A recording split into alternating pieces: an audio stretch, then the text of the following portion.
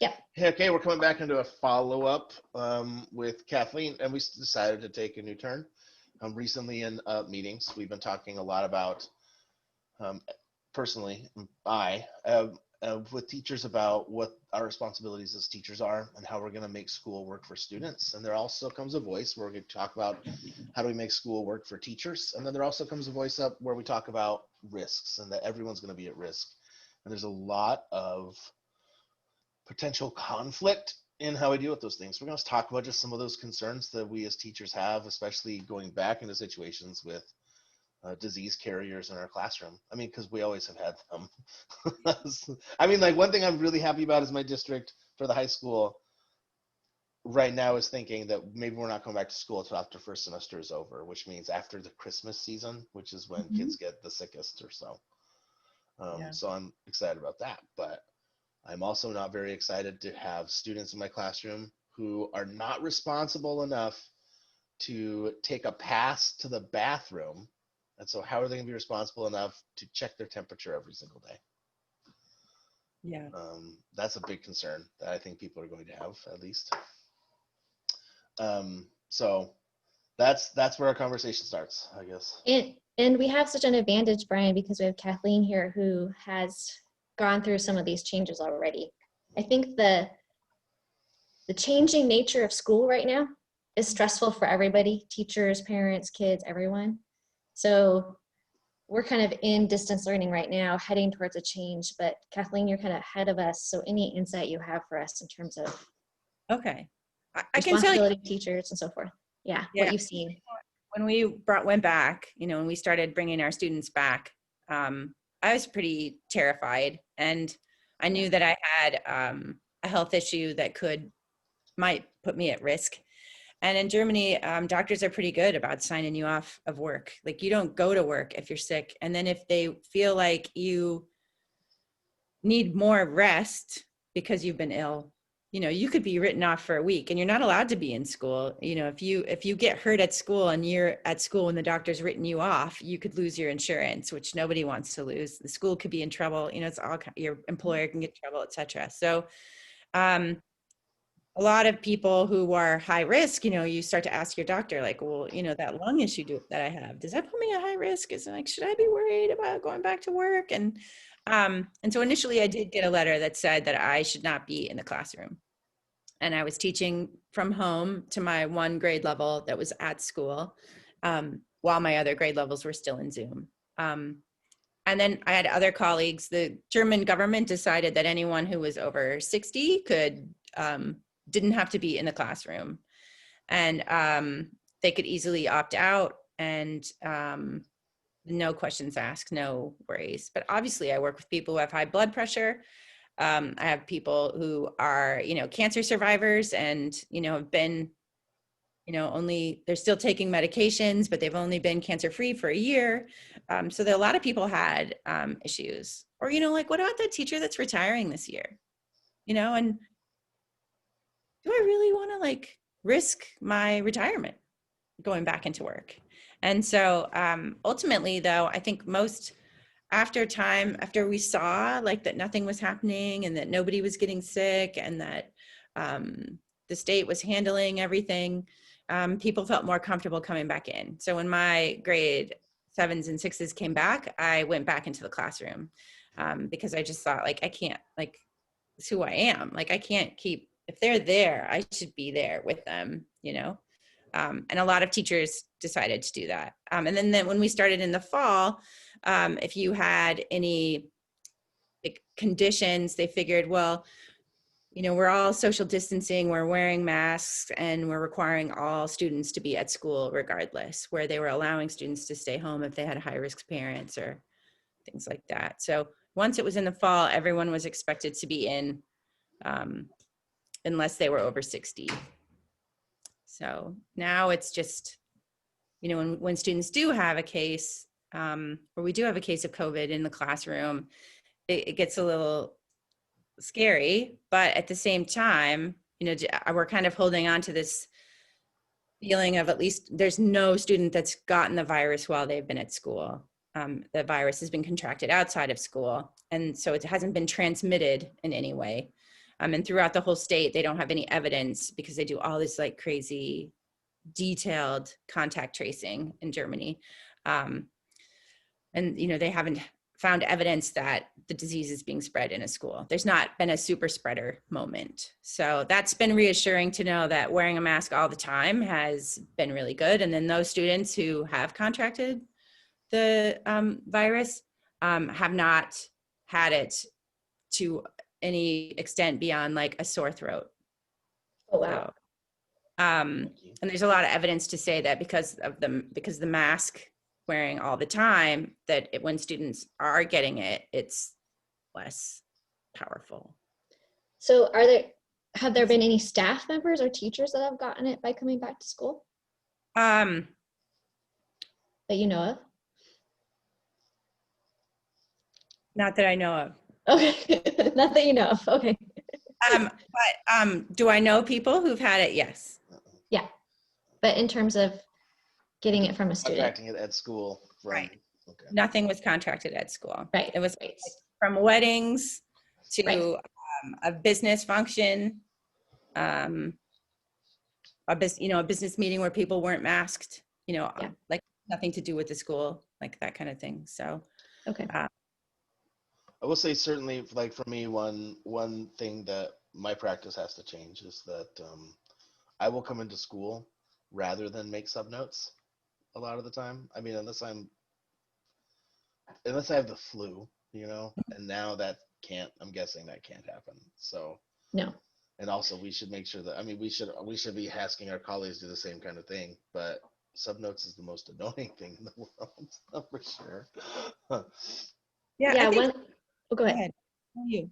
Oh, I was just going to say that one of the things that I think that we're trying to prepare for as we head back to doing some hybrid or something like that is that teachers are going to be sick more and students are going to be sick more because the threshold for coming to school for kids is also way lower. So we just have to be ready, which is why I think we got to keep doing Canvas, right? We got to keep doing this stuff because we got to keep teaching kids even if they, come in contact with someone with COVID and then they have to be home for 14 days. Yeah, So. I think that was going to be my lead into like plan every day like you're going to be online. And then those students who are at home and can't be in school, then they're just going to go onto your Canvas page and pick up what they need to. And if they, rather than you sending them an email saying, this is what we did today, and it was really great. And so, let me attach all the documents that I handed out, which is a total pain when you have to do that for 3 kids. But if you have everything documented of what you're going to do during the week and you've got those like 5 days, then the kid knows all I have to do is go on there and I'm going to get the work. And if it is something where you're doing a group assignment, you could have the one of those kids Zoom in with the kid that's at home to finish the group project, right? But you want to avoid that teacher directed Zoom in room. I'm going to bring those 3 kids in. They're going to be sitting over there while I'm doing my class. Really difficult. But I think it's been so helpful to have everything on my PowerSchool pages all the time. And then if we do get the call, like has happened, where we get an email in the middle of the night and you wake up the next morning like, oh, grade 8's out today for the next 2 weeks, that instead of like, oh my gosh, I have to write all this down now, it's already on your Canvas page and you can just pivot. Yeah. And of course it's different when you're in front of the kids. You may not do it exactly how you wrote it up on Canvas, but at least those kids that are at home are ready to do those activities. Have access, So what Kathleen just said Brian might be the single most important thing that she said this whole time, that we should keep planning like you're still teaching online, even if you're in person with kids.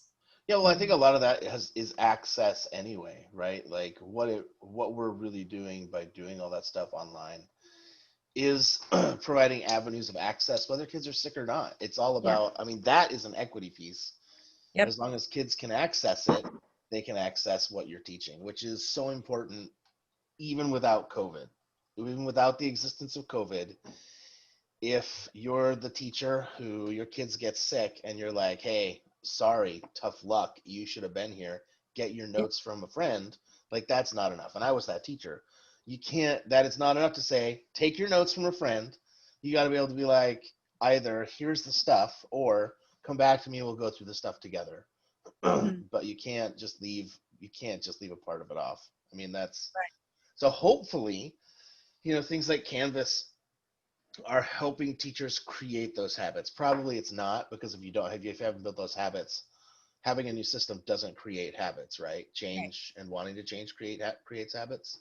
But hopefully this is helping people to make those changes that they have wanted to make for a while, I guess. Kind of like flipping the classroom. I'm excited that a split hybrid system gives a chance for every teacher to flip their classroom, because I think that that's wicked cool. Yeah. And I think that that's also about access and equity, and you can provide more equity. So I think that right now, a major fear of mine is that we're going to be taking equity away from kids, because it always seems like there are teachers who do that. I mean, you can give the teachers whatever they want, and some mindsets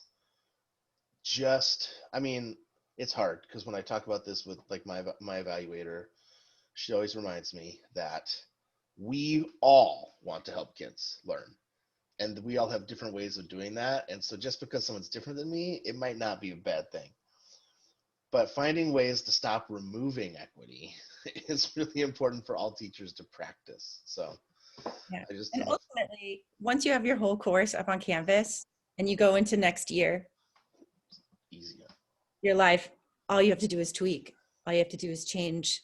Maybe you're going to tweak the instructions a little bit, or you're going to change that visual because it's no longer relevant, or you're going to change the dates.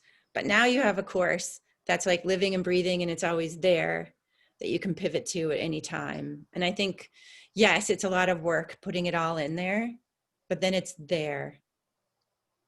That's the other thing. Like and one of the decisions we made was to like flip the content of our one course where we knew we were online during these units. So we thought, well, let's start the school year with those units, because if we have to go online, they're already done. They're already done. So now you're ahead of the game. Yeah. So it's like, I don't have to like rework this, which is what a normal online course is normally. My online course that I teach for Global Online Academy, it's 95% done when the students enter it. So I'm not building lessons every day. I'm just interacting with students. And so that's what it'll be like next year. I mean, hopefully we won't have very many school outages next year, but next year for you guys, like that's all there for you now. Yeah. You know? I've actually been thinking about that because I'm on block schedule, and so at semester I will switch students, but I'll be reteaching at least one of the same courses. And so I'm like, oh, well, I already have a bunch of it set up in Canvas. Yes. My life is going to become a lot more simple.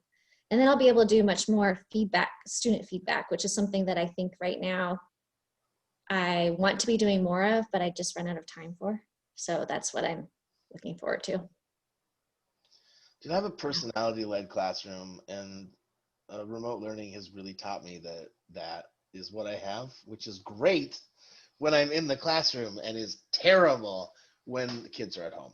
Because I'm just maybe right now realizing that I spend way too much time doing direct instruction in a remote learning environment when I could be building things, saying, here you go, if you need me, let me know. Mm.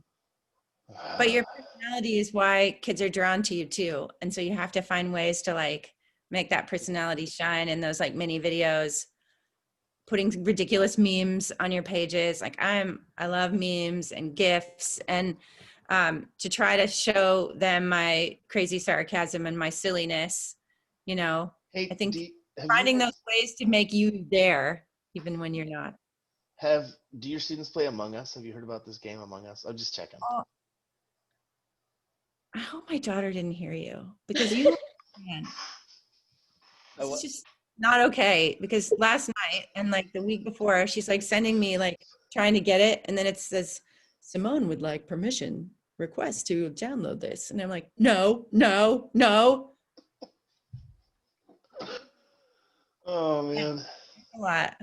Hey, I think that I talk about Yes, Among they Us in play every it. single episode. So Yes, they play it.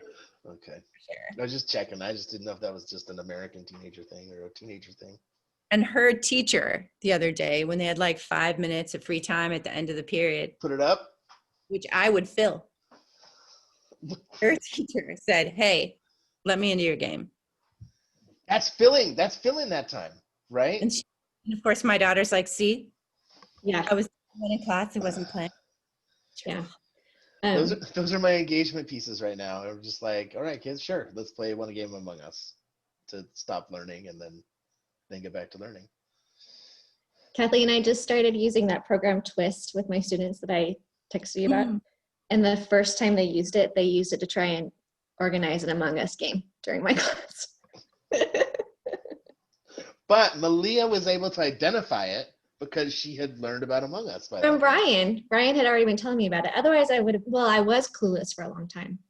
When they put the code up on my chat, I'm like, what's with these weird letters that suddenly show up on my chat in Zoom? Now I know, oh gosh, you guys are playing Among Us. Now I'm on to you. Yeah, you got to find ways to work with that, right? Like, Yeah. yeah, and I know when she's in distance learning, she'll be texting me and be like, "Oh, well, I was watching this at lunch with," so they'll be on house party and watching videos at lunch, and then I'm so afraid she's not going to get back in Zoom, to be ready for her class or whatever she's supposed to be doing. Or were you really doing your assignment, or were you on Roblox terrorizing little children? Yeah,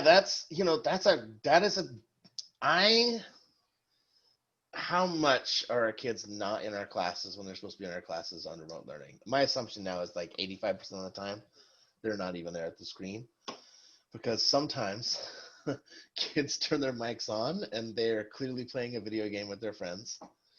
Or sometimes kids turn their cameras on and they're clearly having a conversation with their learning pod partners, and none of them are at class.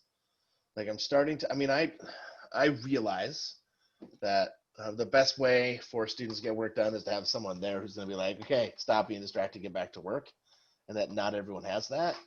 And like, I'm just starting to hate learning pods so much, because it's the kids who are in learning pods who seem to I don't know for sure because I haven't tracked it, but they seem to pay less attention overall in the classroom.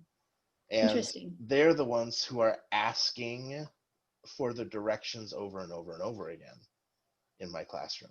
And I'm just like, well, you have 3 kids there in the background with you. Ask them, because they clearly are part of this classroom now, or because they're not at their classes. I mean, what is going on? Certainly it makes me wonder how I would run a little learning pod situation. I think that's also something to think about going back. I know we're sort of circling back to this, but is that you're going to have kids who have multiple windows open on their laptops a lot because they're so used to having one window of Zoom, one window of Canvas, one window of whatever video game they're playing with their friends, maybe some other video game where they don't want to lose track of where they are so that they don't, they still need to make it over that level. And if they turn it off, and then they're constantly swiping. And then once they come back into your class, some of those kids have created these habits that are horrifying. So I think that's been a hard part of coming back. It's not just the, being worried about COVID, but it's also worried about these kids who are left alone to their own devices. And just now they already struggled with self-control, and now it's almost impossible. Yeah, what are the new habits we have to train into them that we hadn't had to before remote learning? Yeah. I hadn't even thought of that yet. I hadn't even considered that yet. Yeah, if you just stand in the back, like there'll be days where, because right now I'm used to having my desks all over the room and I change them all the time, but because of the virus, we're supposed to have them all in one direction, right? So if you stand in the back of the room when you've given them some sort of task to do on a laptop and you watch some of these kids, it's, then they're like doing this and like the windows are like, they never stop. And you're like, just stop, stay on one page. Or if you tell them to shut down their laptop and they're like, I can't shut down my laptop. I'm like, well, that's why this isn't working. Like, you just need to shut down, reboot. But I have all these screens open. If I do that, then I'll lose my, dude, I'm going to hit the button. I'm going to do it right now. There's a lot of stress that gets relieved as soon as that button's hit, though. That's for sure. Like, because then you're just like, I don't have to remember all these tabs now. If they're important, I'll find them again. I mean, I have the same problem on my laptop, so it No, has so many I'm tabs. talking about the like on Apple, you can have multiple windows, Yeah. not the tabs, but like multiple desktops. Sorry. Oh yeah, yeah. No. I mean that. Yeah. So That's fascinating yeah, and so scary. like our ADHD kids who already struggle with like impulse control. Oh yeah. They haven't been. No one's been helping them to not just go with their impulses. And so now they're back in a place where they have to have some sense of control, and it's really, really hard. So in some ways, when we come back to school, one of the first things we're going to have to think about is teaching them how to be back at school again as a student. Mm-hmm. Oh man, I see. Yes, I think that I get that. Like I'm in there, and now I'm just like back to thinking about, which teachers are not there and how, like, how are we gonna get those But it's teachers like, to be able to do that? yeah, and it's the equity thing too, right? I mean, it's that like those kids who really have been on their own Yeah. all day long. So While taking care of younger siblings or, yeah. And that's, I think it doesn't matter what your wealth level is. If you're kids Yes. in a house, Yeah, they're definitely helping each other out, feeding each other. My daughter had to feed herself. Mhm. Like, so she had her lunch break, go in the kitchen, make something, eat, get back in your class, Yeah. This is crazy. it's nuts. But I think that we're great on time, so we can shut this follow up down. Kathleen, I've learned so much from talking to you. So Thank you good, so yeah. much. Yeah. Hey, Yes, thank you. It was awesome Taking to time talk out to of your you. day. I'll keep you updated on how things Yeah. go, because I think in the next 2 weeks we'll see some drastic changes. But then again, I don't know. Like, I just think there are a lot of German parents that don't want their kids at home because they don't want this packets again, Mhm. So yeah, we'll see. Like, of course, our kids aren't using packets. They all have electronics, but we do what the government, we close our open school based on government guidelines, not on Right. our own private guidelines. So Yeah. I've actually had teachers from Germany in my classroom before, and they talk about how they're just amazed at the amount of technology in American schools. yeah. Because are you talking about your exchange when they do Yeah. the exchange? Yeah. Yeah, that's and I was shocked too. Like, that's your computer lab. There are 3 laptops in there. What? Like, Yeah. and then of course, the kids are working out of workbooks most of the time in elementary schools. So, they got their workbook and Yeah. Wow. All right, real quick. Sorry, formal sign out so I can hit stop record because All right. Bye. Bye.